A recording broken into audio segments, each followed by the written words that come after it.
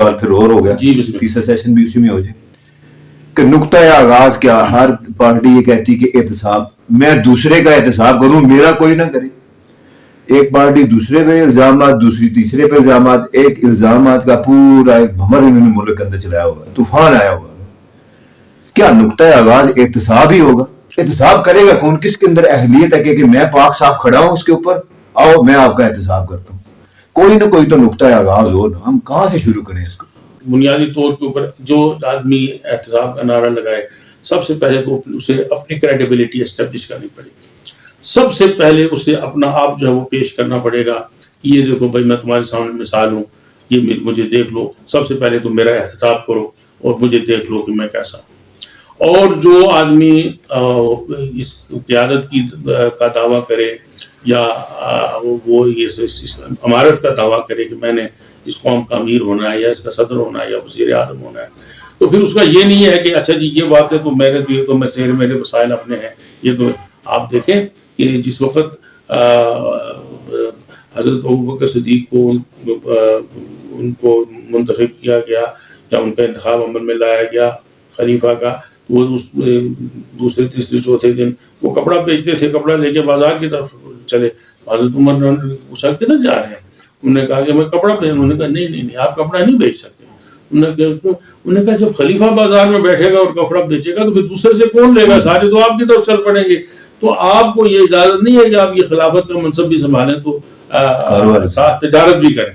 تو انہوں نے کہا پھر وہ روٹی کہاں سے کھاؤں گا؟ میرا روٹی روزگار تو یہی ہے، تو یہ میں نہیں کروں گا روٹی کہاں سے کھاؤں گا؟ تو پھر حضرت عمر اور حضرت ابوبکر صدیق اور صحابہ باقی مسجد نبوی میں آئے اور کہا کہ اچھا اب یہاں کچھ سبیل کرتے ہیں کہ خلیفہ کو کیا وظیفہ مقرر کیا جائے کہ جس سے پھر ان کا نان نفقہ چلتا رہے اور وہ تجارت نہ کریں.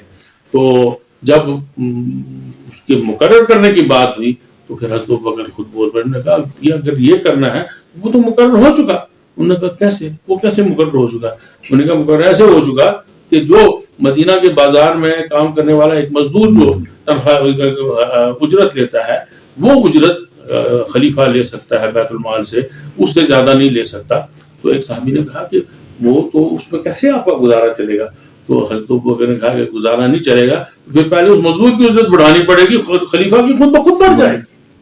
دیکھیں بات یہ ہے کہ اگر آپ نے اس کا دعویٰ کرنا ہے کہ اچھا میں کروں، دیکھیں جس نے بھی یہاں اپنے آپ کو احتساب کا دعویٰ کیا یا اس کا دعویٰ کیا، کیا اس نے وہ تمام پریولیجز سرنڈر کی؟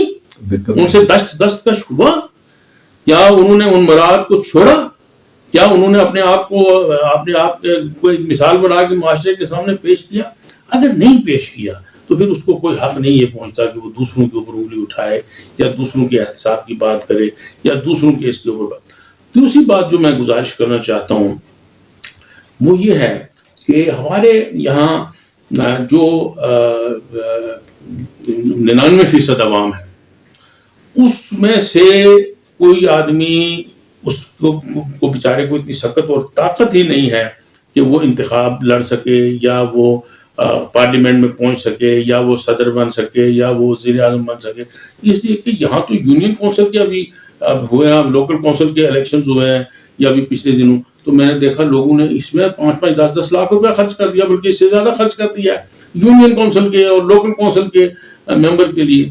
تو جو آدمی ایم ایل اے کا یا ایم این اے کا، ہمارے آزاد کشمیر کے ایم ایل اے کا جو الیکشن ہوتا ہے اس میں لوگ لاکھوں روپے خرچ کر دیتے ہیں، تو پھر ایم این اے کا ایم پی اے کے الیکشن کے لیے کہاں سے پیسے لائیں گے؟ تو اس طرح آپ نے عملاً اپنی 99% جو آبادی ہے وہ اس عمل سے ہی باہر کی ہوئی ہے. نہ وہ اس کی خواہش کر سکتے ہیں، نہ وہ خواہش جو ہے وہ وجود میں آ سکتی ہے، اس کا کوئی وہ اس میں پارٹیسپیشن ہو سکتی ہے. تو جب تک یہ صورتحال بدلے گی نہیں، جب تک ایک اپر کلاس جو ہے وہ اس پہ قابض رہے گی، اس وقت تک یہ مسائل اسی طرح رہیں گے. جس کو مرضی آپ اوپر صدر لے آئیں، جس کو وزیر ارد گرد اس کے سارے وہی ہو جائیں گے، چہرے بدل کے پھر وہی آ جائیں گے. آپ دیکھ لیں میرے خیال میں، میرا اپنا اندازہ اور جو میں نے کیلکولیٹ کیا ہے، 4-5 ہزار آدمی ہے آزاد کشمیر سمیت پورے پاکستان میں، گلگت بلتستان سمیت 5 ہزار آدمی ہے، اس سے زیادہ نہیں ہے. یہی سینٹ میں بھی یہی ہے قومی اسمبلی میں بھی یہی ہیں, صوبائی اسمبلی میں بھی یہی ہیں, گلگت بلتستان کی کونسل اسمبلی میں بھی یہی ہیں, آزاد کشمیر کی بلدیات کی کونسل میں یہی ہیں. اور گزشتہ 40 سال کا ریکارڈ میں آپ کو یہ دعوے کے ساتھ کہتا ہوں نکال کے دیکھیں, ان 5000 لوگوں میں سے ہی گھوم پھر کے آ رہے ہیں, یا وہ آ رہے ہیں, یا ان کا بھائی آ رہا ہے, یا ان کا بیٹا آ رہا ہے, یا ان کا بھتیجا آ رہا ہے.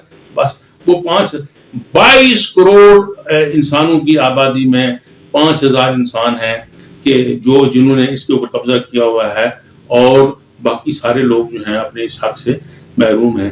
تو جب تک یہ پاکستان کے قیام کا مقصد نہیں تھا, یہ قیام پاکستان کا مقصد نہیں تھا. قیام پاکستان کا یہ مقصد یہ تھا کہ غریب اور نچلے درجے کے انسان کو جو اس خطے کے اندر رہ رہا ہے اسے امپاور کرنا تھا, اسے حق دینا تھا, اس کو اس بات کا یقین دلانا تھا کہ وہ صاحب اختیار ہے. تو اگر اس نے اسی طرح رہنا تھا, اب صرف یہ تھا کہ اس وقت گورا آقا تھا, اب ہمارا بیٹش گندمی آقا اپنا ہمارے جیسا ہو گیا, فرق اس سے کیا پڑا؟ اس مزدور کو کیا فرق پڑا؟ اس کسان کو کیا فرق پڑا؟ وہ جو مل میں کام کرنے والا مزدور تھا اس کو کیا فرق پڑا؟ تو جب تک ہم یہ ایک سینس آف آنرشپ اور دوسرا یہ سینس آف پارٹیسپیشن, پاور کے اندر پارٹیسپیشن, جب تک آپ اس کے اندر شیئر ہولڈر نہیں بنائیں گے اس وقت تک یہ نہیں ہوگا. دیکھیں مسئلہ کیا ہوتا ہے, یہ ایک مزدور جو ہوتا ہے بیچارہ غریب ساری زندگی کام کرتا رہتا ہے اس مل کے اندر, لیکن وہ اس کاروبار میں شامل تو ہوتا ہے, شریک نہیں ہوتا. شریک کون ہوتا ہے؟ جو آکسفورڈ میں کیمبرج میں اس سیٹھ کا بیٹا پڑھ رہا ہوتا ہے, جو کبھی مل میں گیا بھی نہیں ہوتا, وہ شریک ہوتا ہے. جب یہ سیٹھ صاحب کی وفات ہوتی ہے, وہ وہاں آکسفورڈ سے آتا ہے تو ایم ڈی کی کرسی پہ بیٹھ جاتا ہے, اس لیے وہ مزدور ادھر ہی رہتا ہے. کیوں؟ کہ وہ شامل ہوتا ہے کاروبار میں, شریک نہیں ہوتا.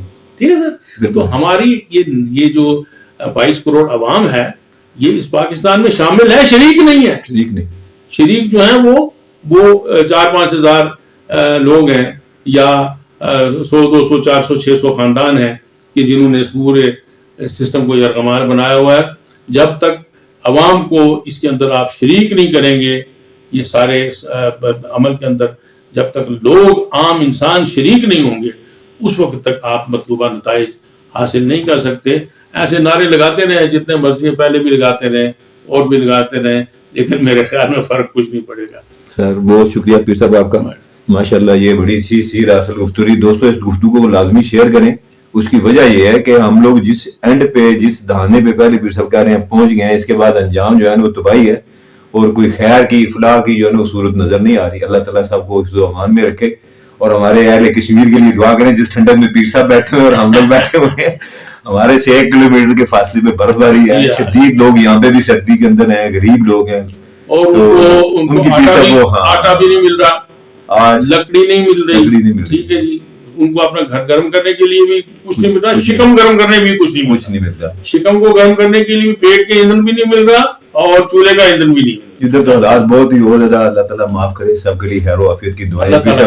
آپ دعا کریں اللہ تعالیٰ خیر و عافیت. صاحب سربت لوگوں سے یہی اپیل ہے کہ وہ یہ کام کریں. جی جزاک اللہ پیر صاحب, بہت شکریہ.